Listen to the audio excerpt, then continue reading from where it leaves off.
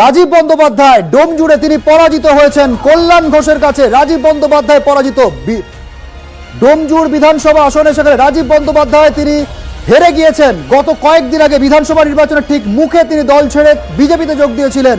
সেই রাজীব বন্দ্যোপাধ্যায় তিনি হেরে গিয়েছেন। যা বললাম এরপর আর নতুন কিছু বলার নেই।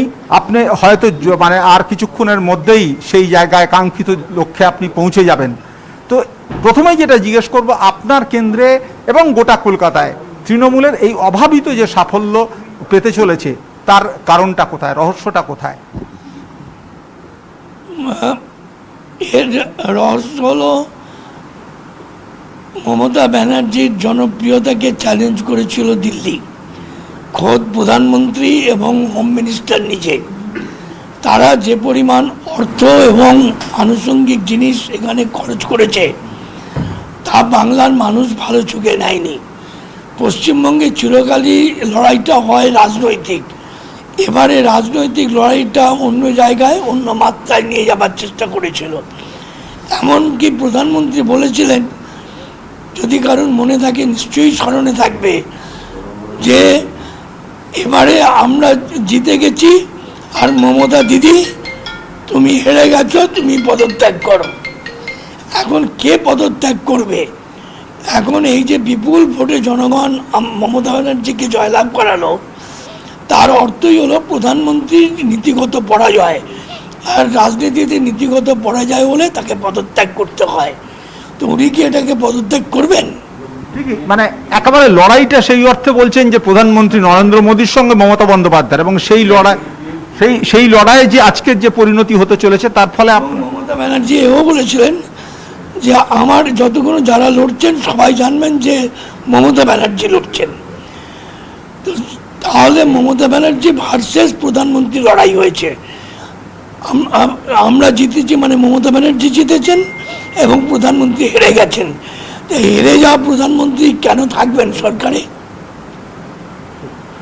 যেটা আর একটা জিনিস হচ্ছে যে কলকাতা চিরকালই তৃণমূলের গড়, মানে তৃণমূলের শুরু থেকে, এবং প্রচণ্ড বাম জামানার মধ্যেও কলকাতায় কিন্তু তৃণমূলের নিরঙ্কুশ আধিপত্য ছিল। সেই জায়গা থেকে এবারে সেই ধারা অব্যাহত তো রয়েছেই, অনেক ক্ষেত্রে সেটা বাড়ছে বা মানে যথেষ্ট উল্লেখযোগ্য। এর রহস্যটা কোথায় বা এটার কারণটা কি? মমতা ব্যানার্জি যেভাবে প্রো পিপুল কাজ করেছেন, মানুষের জন্য যেভাবে কাজ করেছেন, তাতে মানুষ মুখ ফিরিয়ে নিতে পারেন না। তারই প্রতিদান মানুষ ভোট দিয়ে তার কৃতজ্ঞতা জ্ঞাপন করল। এবং এটা একটা রাজনৈতিক শিক্ষা। ভবিষ্যতে যারা রাজনীতি করবে তারা এই যে রাজনীতিটা গত কয়েক মাস হলো পশ্চিমবঙ্গের, তাকে মাথায় রেখেই যেন রাজনীতি করে। আপনার কি মনে হয় যে মানে রাজনীতিতে যে একটা বারবার বলা হচ্ছিল যে এবং ক্ষমতা দিয়ে মানুষের হৃদয় জয় করা যায় না, অ্যাটলিস্ট পশ্চিমবঙ্গের মানুষের তো জয় করা যায়ই না। প্রধানমন্ত্রী অর্থ এবং তার ক্ষমতা দেখিয়ে ভেবেছিল তিনি জয় করবেন এবং ঘোষণা করে দিয়েছিলেন, সরকার তৈরি করে ফেলেছেন। এমনকি বলেছেন মুখ্যমন্ত্রী তুমি এবার পদত্যাগ করো, এসবও বলেছিলেন। আর আজকের রেজাল্টে প্রমাণিত হয়েছে যে পশ্চিমবঙ্গের মানুষ এখনও মমতা ব্যানার্জিকেই এবং একমাত্র মমতা ব্যানার্জিকেই এই রাজ্যের নেত্রী মনে করেন। বারবার এই প্রশ্ন মানে রাজনীতির নির্বাচনী এতে উঠে এসেছে। আপনিও জানেন যে বহিরাগত যে বিষয়টা, মানে বাইরে থেকে এসে এই রাজ্যে তারা শাসন করবে, এই যে এটা কি এটা এবং বিজেপির তরফ থেকে সেটাকে বারবার সেটাকে খণ্ডন করা হয়েছে। আজকের যে মানে ভোটে এই যে সাফল্য, এটাকে এই বহিরাগত তত্ত্বের দিক দিয়ে কিভাবে ব্যাখ্যা করবেন? মমতা তো বলেছিল যে ওরা বহিরাগত দল। আমাদের পার্টি থেকে অন্য পার্টি থেকে কিছু ছুট মাল ছাট মাল নিয়ে আর গুজরাটের লোক নিয়ে, দিল্লির লোক নিয়ে, কিছু মন্ত্রী নিয়ে তারা আমাদের সাথে লড়াই করছে। শুধু সবই বাইরের। শুধু পশ্চিমবঙ্গের ভোট চাইতে গেলে পশ্চিমবঙ্গের মানুষের কাছে ভোট চাইতে হবে। মমতা ব্যানার্জি এবং আমরা পশ্চিমবঙ্গের লোক, আমরা পশ্চিমবঙ্গের মানুষের সুখে দুঃখে থাকি, আমরা ভোট চেয়েছি। মমতা ব্যানার্জিকে উদ্ধার করে ভোট দিয়েছে। এই যে যারা আপনার মানে তৃণমূলে ছেড়ে যারা বিজেপিতে গিয়েছিল, যে কারণেই হোক না কেন, একটা জিনিস প্রমাণ হয়ে গেল, অর্থ এবং ক্ষমতা দিয়ে পশ্চিমবঙ্গের ভোট পাওয়া যায় না। এটাই বারে বারে বলে দিল। এটা রবীন্দ্রনাথের পশ্চিমবঙ্গ, এটা বিবেকানন্দের পশ্চিমবঙ্গ, এটা স্বামীজির বিবেকানন্দ। এইখানে কোনোদিন ভোট ওই অর্থ দিয়ে আর ক্ষমতা দিয়ে পাওয়া যায় না। মানুষের মন যদি জয় করতে হয়, মানুষের সঙ্গে হৃদয় দিয়ে কাজ করতে হয়, তবে তার আশীর্বাদ পাওয়া যায়। আগাগোড়া অমিত শাহ থেকে শুরু করে প্রধানমন্ত্রী তারা নির্বাচনের মধ্যেই চলাকালীনই তারা বারবার বলেছেন যে 200 আসনের গণ্ডি আমাদের লক্ষ্য এবং 200 আসন আমরা নিশ্চিতভাবে পাবো, সরকার গড়ব। Thank you, thank you, thank you, thank you. আগাগোড়া নির্বাচনের চলাকালীন প্রধানমন্ত্রী সফরে এসেছেন, নির্বাচনী প্রচারে এসেছেন, তারা বলেছেন যে 200 আসনের লক্ষ্য, সেই আসন পেরোবো, অমিত শাহ বলেছেন। আর উল্টো দিকে তৃণমূল বলে গেছে যে 100 গণ্ডি পেরোবে না। বাস্তবে এই যে কনফিডেন্স তৃণমূল, এটা কোথা থেকে পেল? এর কারণটা কি? কিসের ভিত্তিতে আপনারা এত আশাবাদী ছিলেন? মাটির সঙ্গে যাদের সংযোগ থাকে তারাই মাটির গুণাগুণ বলতে পারে। মাটির সাথে তো ওদের কোনো সম্পর্ক ছিল না, ওরা তো অন্য অন্য জায়গাকার লোক। আর এখানে যে কটা লোককে এ পার্টি ও পার্টি সে পার্টি থেকে RSS এর লোক এসব নিয়ে এসেছে, তাদের দিয়ে আর যাই হোক রাজনীতি হবে না, মানুষের হৃদয় জয় করা হবে না, আর ভোটও হবে না। এই ভোটে একটা লক্ষণীয় বৈশিষ্ট্য হচ্ছে যে সে একটা লাস্ট CPM এবং কংগ্রেস কার্যত মানে মুছে গেল। এর কারণ কি? এটাকে কিভাবে রাজনৈতিকভাবে কিভাবে? প্রথম থেকেই ভুল রাজনীতি করছে। তাদের একটা বড় অংশকে আমাদের হারাবার জন্য বিজেপির কাছে পাঠিয়ে দিয়েছিল এবং তাতে কিছু MP সিটও পেয়েছিল। পরবর্তীকালে এবারও তাই করবার চেষ্টা করেছিল, কিন্তু সাকসেসফুল হয়নি। কংগ্রেস এমনি উঠে গেছে, ও প্রকৃতির নিয়মে কংগ্রেস উঠে যাচ্ছে। তারপরে আবার নতুন করে এই যে কমিউনাল পলিটিক্সটা করলো, একজন মুসলিম নেতাকে নিয়ে এসে ঢুকিয়ে একটা পার্টি করে করলো, তাতে আরও তাদের চরিত্র নষ্ট করলো। আপনি এই ভোটের ব্যক্তিগতভাবে আপনি কি মানে আপনার কি অনুভূতি? মানে মানুষ উপযাচক হয়ে মমতা ব্যানার্জিকে আশীর্বাদ করেছে, দায়িত্ব বেড়ে গেল। আরও বেশি করে মমতা ব্যানার্জির নেতৃত্বে কাজ করতে হবে, মানুষের কাজ, উন্নয়ন, দেশ পরিচালনা করা, দেশের মানুষের ভালো মন্দ দেখা। আর তার সঙ্গে প্রধানমন্ত্রী চ্যালেঞ্জ হয়ে গেলেন, সুতরাং ভবিষ্যতে এর উপর ভিত্তি করে জাতীয় রাজনীতির অনেক কিছু পট পরিবর্তন হবে। আপনি জাতীয় রাজনীতির কথা বলছেন, অরবিন্দ কেজরিওয়াল থেকে আরম্ভ করে শরদ পাওয়ার থেকে আরম্ভ করে একাধিক জাতীয় নেতা তারা ইতিমধ্যেই মমতা বন্দ্যোপাধ্যায়কে এবং তৃণমূলের এই সম্মেলনে টুইট করেছেন। এক্ষুনি জাতীয় রাজনীতির টুইট করেছেন, পরবর্তীকালে এই নিয়ে অনেক আলোচনাও হবে। কিন্তু জাতীয় রাজনীতিতেও এই ধাক্কা সেন্ট্রাল গভর্নমেন্টকে সামলাতে হবে। জাতীয় রাজনীতিতে নিশ্চিতভাবেই এর প্রভাব পড়বে। মানে যেভাবে বাংলার রাজনীতিতে যেভাবে বিজেপি ধাক্কা খেলো, এর প্রভাব কিন্তু অত্যন্ত সুদূর প্রসারী হবে বলেই মনে করছেন সুব্রত মুখোপাধ্যায়।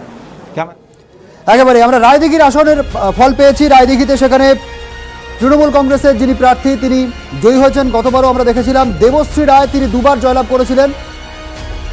রায়দিঘি দক্ষিণ 24 পরগনার অত্যন্ত গুরুত্বপূর্ণ একটি কেন্দ্র রায়দিঘি, সেখানে জিতে গিয়েছেন অলোক জলদাতা তৃণমূল কংগ্রেসের প্রার্থী। আনিসউদ্দিন রয়েছেন প্রতিনিধি। হ্যাঁ, প্রথমেই বলে রাখি, এই রায়দিঘি বিধানসভায় যেখানে সংযুক্ত মোর্চার প্রার্থী হেভিওয়েট প্রার্থী ছিলেন কান্তি গাঙ্গুলি এবং শান্তনু বাপুলি বিজেপিরও প্রার্থী ছিলেন, তাদেরকে প্রায় 31,765 ভোটে জয়লাভ করেছে অলোক জলদাতা। এবং এটা বলে রাখা দরকার যে রায়দিঘি বিধানসভায় এই প্রথম তাদের ভূমিপুত্র প্রার্থী জয়লাভ করেছে, এমনটাই কিন্তু জানা গেছে। তার পাশাপাশি ডায়মন্ড হারবার, মন্দির বাজার এবং কুলপি এই তিনটি কেন্দ্রেও তৃণমূলের প্রার্থী বিপুল ভোটে এগিয়ে রয়েছে, শুধুমাত্র জয়ের অপেক্ষা। ধন্যবাদ আনিসউদ্দিন। অর্থাৎ দক্ষিণ 24 পরগনায় একের পর এক আসনে তৃণমূল কংগ্রেস প্রার্থীরা জয়লাভ করছেন। পাশাপাশি ডাবগ্রাম ফুলবাড়ি উত্তরবঙ্গের আসন ডাবগ্রাম ফুলবাড়ি, সেখানে পরাজিত গৌতম দেব। শান্তনু কর প্রতিনিধি রয়েছেন। শান্তনু, দেখো, আমরা যেটা জানতে পারছি যে 7,000-এরও বেশি ব্যবধানে কিন্তু এখানে পরাজিত হয়েছেন গৌতম দেব। লাস্ট রাউন্ডের একটা গণনা চলছে, ভেতর থেকে এখনো পর্যন্ত কনফার্ম হয়নি। গৌতম দেব গণনা কেন্দ্র ছেড়ে চলে গেছেন। ভেতর থেকে যে খবর পাওয়া যাচ্ছে, শিখা চট্টোপাধ্যায় তিনি এই কেন্দ্র থেকে জয়ী হয়েছেন এবং কত ব্যবধান এখনো পর্যন্ত পরিষ্কার হয়নি, তবে এই কেন্দ্র থেকে বিজেপি প্রার্থী জয়ী হয়েছেন বলে খবর পাওয়া যাচ্ছে। ইতিমধ্যে কিন্তু গৌতম দেব গণনা কেন্দ্রে ছিলেন, দিনভর ছিলেন, কিন্তু এখনো পর্যন্ত কিছুক্ষণ আগে তিনি গণনা কেন্দ্র ছেড়ে চলে গেছেন এবং এই কেন্দ্র থেকে বিজেপি জয়ী হয়েছে শিখা চট্টোপাধ্যায়, যিনি অনেক ধন্যবাদ শান্তনু। এবার আমরা রায়গঞ্জ, উত্তর দিনাজপুরের রায়গঞ্জ বিধানসভা আসনের ফলের দিকে নজর দেখব। রায়গঞ্জ আমরা দেখেছিলাম অত্যন্ত গুরুত্বপূর্ণ একটি কেন্দ্র রায়গঞ্জ, সেখানে কৃষ্ণ কল্যাণী বিজেপি প্রার্থী তিনি জয়ী হয়েছেন। কৃষ্ণ কল্যাণী উত্তর দিনাজপুরের রায়গঞ্জ বিধানসভা কেন্দ্র, সেখানে কৃষ্ণ কল্যাণী বিজেপি তিনি জয়লাভ করেছেন। হেরে গিয়েছেন কানাইয়ালাল আগরওয়াল, তৃণমূল কংগ্রেসের কানাইয়ালাল আগরওয়াল তিনি হেরে গিয়েছেন। পাশাপাশি মোহিত সেনগুপ্ত তিনিও পরাজিত হয়েছেন। জয়ী কৃষ্ণ কল্যাণী বিজেপি প্রার্থী। তরুণ জ্যোতির কাছে আসবো বিজেপি তরফে। তরুণ জ্যোতি, একের পর এক আসনে বিজেপির পরাজয়, নরেন্দ্র মোদীকে মুখ করে এবার বিধানসভা নির্বাচনে লড়াই করেছিল বিজেপি, তারপর এই ফল কেন? দেখুন, মানুষের রায়, গণতন্ত্রে মানুষের রায়কে শিরোধার্য, সম্মান করি। এবার এটা বলা যাবে না, কেন দলই বলতে পারবে না এবার ভোট দিতে পারেনি কেউ, ভোট অবলা দিয়েছে। মানুষ মনে করেছে তৃণমূলকে আমরা ঠিকঠাক রিচ করতে পারিনি, বা আমাদের কিছু কারণ, কিছু জিনিস হয়তো পার্টি পছন্দ হয়। কোন ফ্যাক্টরের জন্য বিজেপির এই ফল সেটা নিশ্চয়ই পর্যালোচনা হবে পরে, কিন্তু এখন আজকের দিনে সেই ফল কেন? হয়তো কিছু জায়গায় রিচ করা যায়নি, মানুষকে হয়তো বোঝানো যায়নি, মানুষের হয়তো মনে হয়েছে তৃণমূলকে সাপোর্ট করা উচিত, মানুষ তাই করেছে। বলো, গণতন্ত্রে হচ্ছে আলটিমেট শেষ কথা মানুষ বলে, এবং মানুষ যেটা মনে করেছে সেটাই করেছে। তো লড়াই তো শেষ না, লড়াই তো শুরু। মানে 3 থেকে গত বিধানসভা 3টে আসন, সেখান থেকে আমি আসছি নওদা আসনে, সেখানে সাহিনা মমতাজ খান তৃণমূল কংগ্রেসের প্রার্থী তিনি জয়ী হয়েছেন। মুর্শিদাবাদের নওদা বিধানসভা কেন্দ্র, সেখানে জয়ী হয়েছেন সাহিনা মমতাজ খান। অর্থাৎ মালদা এবং মুর্শিদাবাদে আমরা যদি একটু ফলটা দেখি, তাহলে সেখানে তৃণমূল কংগ্রেস অত্যন্ত ভালো ফল করেছে, যেটা মমতা বন্দ্যোপাধ্যায় তিনি প্রচারে গিয়ে বলেছিলেন। রঘুনাথগঞ্জ আমরা দেখছি আখরুজ্জামান তৃণমূল কংগ্রেস প্রার্থী তিনি জিতে গিয়েছেন। রঘুনাথগঞ্জ, মুর্শিদাবাদের রঘুনাথগঞ্জ আসনে সেখানে আখরুজ্জামান তৃণমূল কংগ্রেস প্রার্থী জয়লাভ করেছেন। মালদা এবং মুর্শিদাবাদ এই দুটি আসন এবারে অনেকখানি তৃণমূল কংগ্রেসকে এগিয়ে দিয়েছে। আমি আসবো আরো পরের আসনের ফল দেখায়। কৃষ্ণনগর উত্তরে মুকুল রায় তিনি জিতে গিয়েছেন। মুকুল রায় বহুদিন পর নির্বাচনে লড়েছেন। মুকুল রায় কৃষ্ণনগর উত্তর কৌশানী মুখোপাধ্যায়কে হারিয়ে কৃষ্ণনগর উত্তরে জয়লাভ করেছেন মুকুল রায়। রঞ্জিত সরকার প্রতিনিধি রয়েছেন। রঞ্জিত, একেবারেই দেখো, কৃষ্ণনগর উত্তর বিধানসভা কেন্দ্রে মুকুল রায় প্রায় 30,000-এর বেশি ভোটে জয়ী হয়েছেন এবং এই প্রথম তিনি কৃষ্ণনগর এই নদিয়ার মাটিতে দাঁড়িয়ে তিনি জিতলেন। এবং এর আগে তো আমরা দেখেছি একেবারে রঞ্জিত, কৌশানী মুখোপাধ্যায়কে হারিয়ে দিয়েছেন মুকুল রায়। দীর্ঘদিনের রাজনীতিবিদ মুকুল রায়, তিনি অনেকদিন পর নির্বাচনে লড়লেন।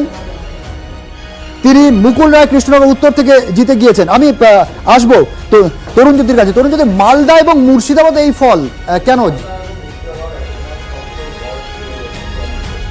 আজকে ভোটের রেজাল্ট একটা অদ্ভুত জিনিস হলো। মানে পশ্চিমবঙ্গে বিজেপি পশ্চিমবঙ্গের হিসাবে এই দলগুলোর তুলনায় অনেক নতুন পার্টি। ইনফ্যাক্ট বিজেপির হিস্ট্রি দেখা হয়, বিজেপি কিন্তু তৃণমূল থেকে পুরোনো পার্টি অন্তত পশ্চিমবঙ্গে।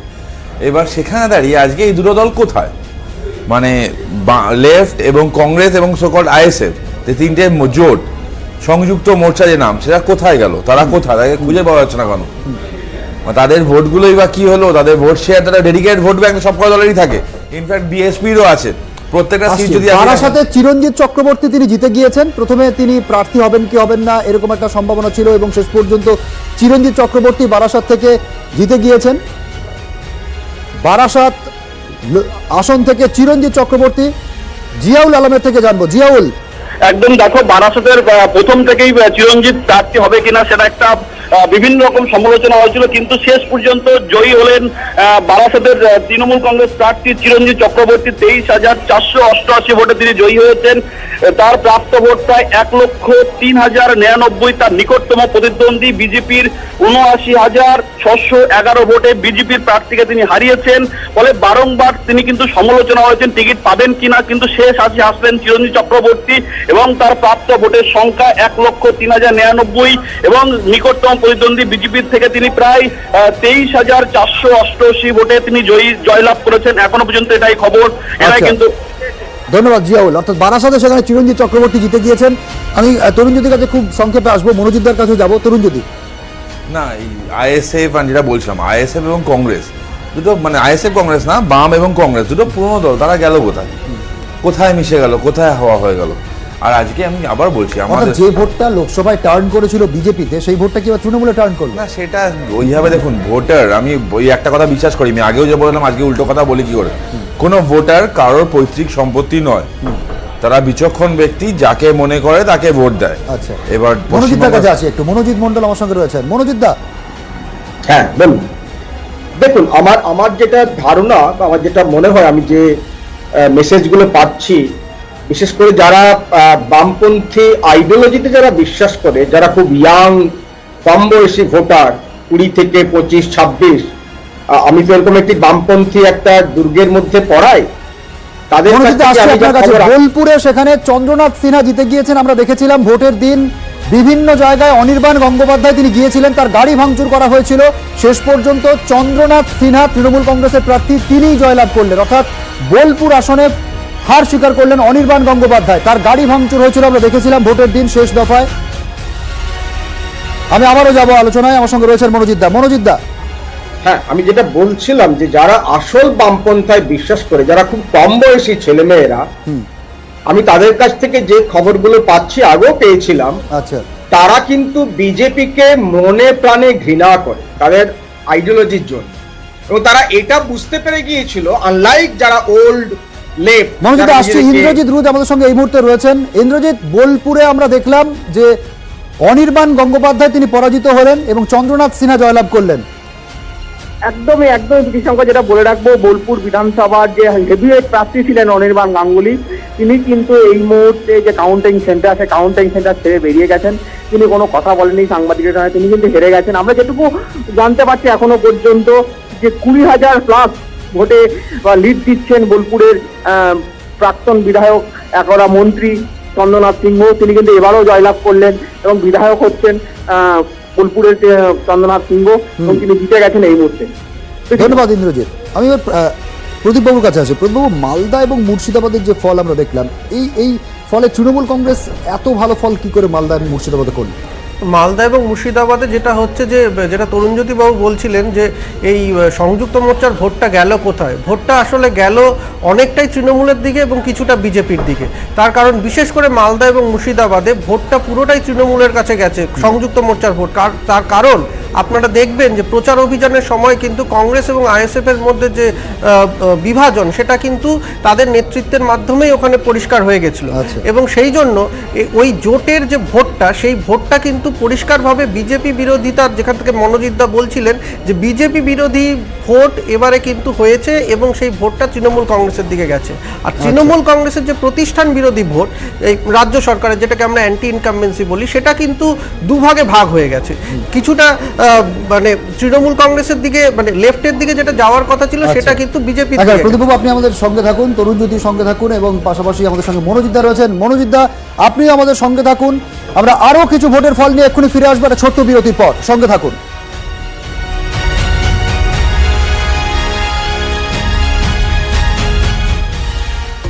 इससे समझाओ। विन ग्रिप टेक्नोलॉजी कुछ इस तरह सीमेंट को ग्रिप करता है, बिल्कुल टाइट। SRMB TMT चैंपियंस की पसंद। ওই একটা পায়ে আমি যা করে বেড়াচ্ছি, ওই একটা পায়ে দেখবেন বাংলা জয় করব। আমি এই বাংলায় মানুষ হয়েছি, এই বাংলায় মানুষ হয়ে আমি ধন্য, এই বাংলায় মা বোনেদের কাছে আমি ধন্য।